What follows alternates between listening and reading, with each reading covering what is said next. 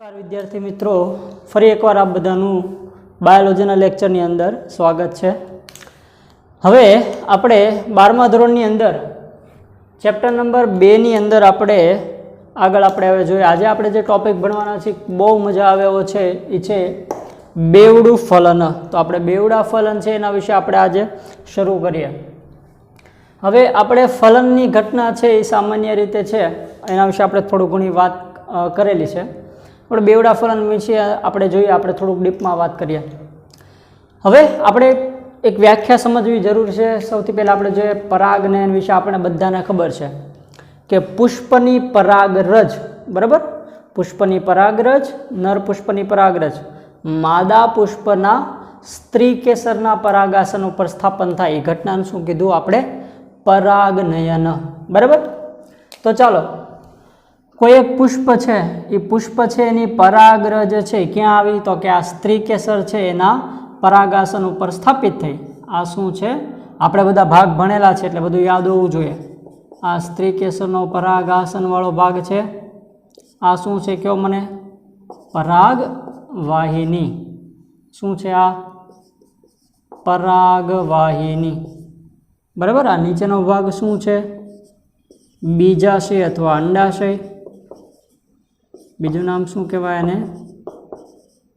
अंडाशय, बराबर। हवे आपणे जोईए, चालो शुं थशे? तो के परागरज छे ए उडीने आवी, क्या आवी? तो के परागासन उपर बेसी। हवे ए विविध वाहको वडे शक्य बने आपणे वात करेली छे। शुं? तो के जैविक वाहको, अजैविक वाहको, बराबर। जेम के जैविक वाहको मोटा भागे आपणे आमां कोण कोण? तो के मधमाखी है, पतंगिया है, विविध पक्षीओ पवन वडे पण थाय। चलो एना विषे आपणे अत्यारे न जवुं, आपणे भणी गेला छे एटले आपणे अत्यारे आगळ वधीए। तो चलो शुं थयुं? अहींया परागरज अहींया आवी। हवे शुं थशे? तो के परागरजनुं अंकुरण थाय। एटले अंकुरण थाय एटले कई रचना विकास पामशे? तो जो अंदर आवी रचना देखाय छे, आ रचनाने आपणे शुं कीधुं तो याद होय तो? परागनलिका। आ परागवाहिनी, परागवाहिनी अंदर जे रचना आगळ विकास पामशे ए शुं कहेवाय? परागनलिका। परागनलिकानुं जे अंकुरण छे शेमांथी थशे? परागरजमांथी, परागरजना अंदरना स्तरमांथी, बराबर, इंटाइनमांथी थशे। परागरजना बे स्तर हता ने, बाह्य स्तर अने अंतः स्तर। तो एनुं जे अंदरनुं स्तर छे इंटाइन, एमांथी कई रचना विकास पामशे? परागनलिका। आ परागनलिका छे आगळ आगळ वधशे शेमां? परागवाहिनीमां, बराबर। स्त्री केसरना परागवाहिनीमां आगळ આવી રીતે વધી ક્યાં સુધી પહોંચશે? તો કે અંડક સુધી પહોંચશે। આ રચના દેખાય છે શું છે? આ છે અંડક છે, બરાબર। હવે શું થયું? પરાગનલિકા આગળ વિકાસ પામીને આગળ વધી અંડકની અંદર क्या कोषनी अंदर प्रवेश करशे? तो के सहायक कोषनी अंदर। हवे आपणे कोषोना नाम पण आपणे याद छे, बराबर ने? क्या याद करो? सामेनी बाजुना आ जे 3 कोषो हता एने शुं कीधुं आपणे? प्रतिध्रुवीय कोषो, याद छे? आ शुं छे? प्रतिध्रुवीय कोष। वच्चे आ बे शुं छे? ध्रुवीय कोष केंद्र। અને નીચે એક અંડકોષ અને 2 સહાયક કોષ। તો અહીંયા શું છે? આ અંડપ્રસાધનના કોષ હતા, યાદ આવે ને? એક અંડકોષ,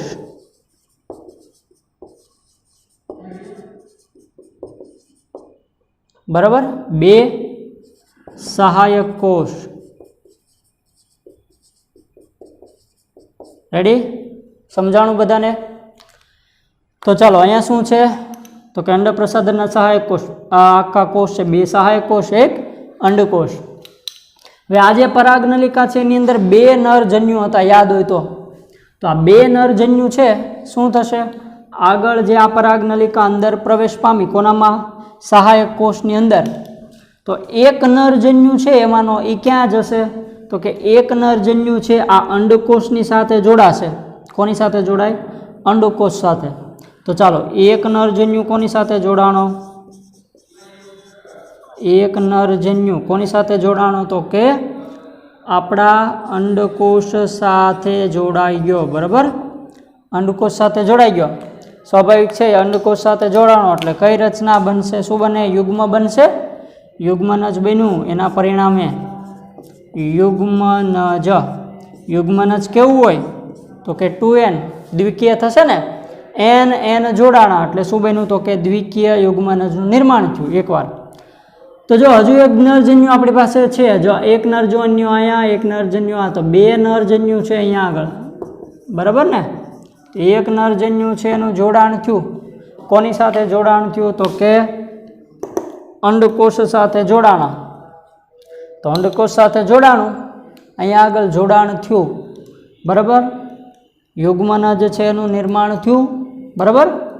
હજુ એક નરજન્યુ આપણી પાસે બાકી છે. તો આજે એક નરજન્યુ જે બાકી છે એ આગળ જઈ અને કોની સાથે જોડાશે તો કે જો અહીંયા દેખાય વચ્ચે મધ્યમાં ભ્રૂણપૂટની મધ્યમાં બે ધ્રુવીય કોષ કેન્દ્ર એની સાથે જોડાશે આમ. એટલે આ જે આખી રચના બની કેવી બની? ત્રિકીય. પહેલેથી બે તો હતા જ તે કોષ કેન્દ્ર 2n, પાછો એક કોષ કેન્દ્ર જોડાણો, શું બનશે? 3n બનશે.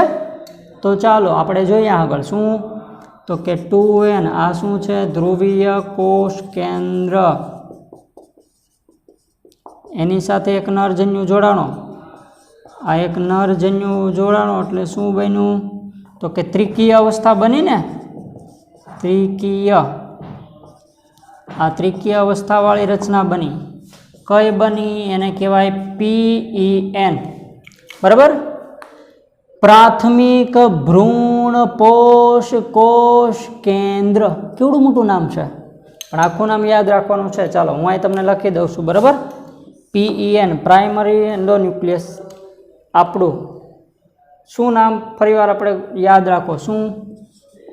પ્રાથમિક ભ્રૂણ પોષ કોષ કેન્દ્ર એનું પૂરું નામ છે. આખી રચના બની, બરાબર? 3n, બે NN ધ્રુવીય કોષ કેન્દ્ર અને એક નરજન્યુ જોડાણો, શું બન્યું? ત્રિકીય અવસ્થા બની, પ્રાથમિક ભ્રૂણ પોષ કોષ કેન્દ્ર. તો અહીંયા આગળ શું થયું? તમે જો અંડક છે આપણી આ રચના, તો એક નરજન્યુ છે અંડકોષ સાથે જોડાણું, એકવાર ફલન થયું અહીંયા આગળ. બીજું પાછું એકવાર શું થયું તો કે નરજન્યુ છે ધ્રુવીય કોષ કેન્દ્ર સાથે જોડાણું, ત્રિકીય અવસ્થા બનાવી, એટલે બીજી વાર ફલન થયું. તો એનો મતલબ અહીંયા ફલન છે કેટલી વાર જોવા મળ્યું તો કે 2 વાર થયું. તો એટલા માટે આવા પ્રકારનું જે ફલન છે એને શું કહેવાય? બેવડું ફલન તરીકે ઓળખવામાં આવે છે, બરાબર? બીજી વસ્તુ એ પણ યાદ રાખવાની કે બધી જ આવૃત બીજધારી વનસ્પતિ છે એની લાક્ષણિકતા છે જેમાં બેવડું ફલન જોવા મળે છે. યાદ રાખજો આ સેન્ટેન્સ, બરાબર? બધી જ આવૃત બીજધારી, બરાબર? આવૃત બીજધારી વનસ્પતિની લાક્ષણિકતા.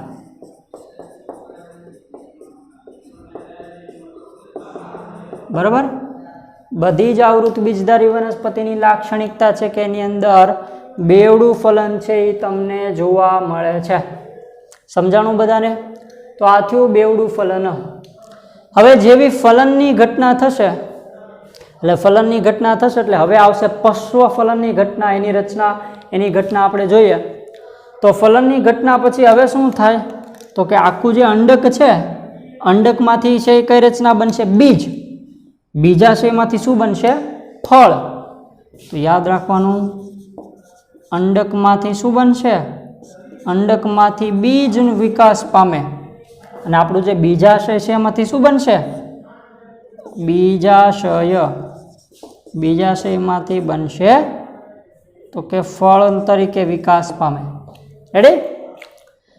ચાલો હવે આપણે આગળનો એક નાનો એવો ટોપિક છે એ સમજી લઈએ. એનું નામ છે ભ્રૂણપોષ, કારણ કે સમજવું જરૂરી છે આ.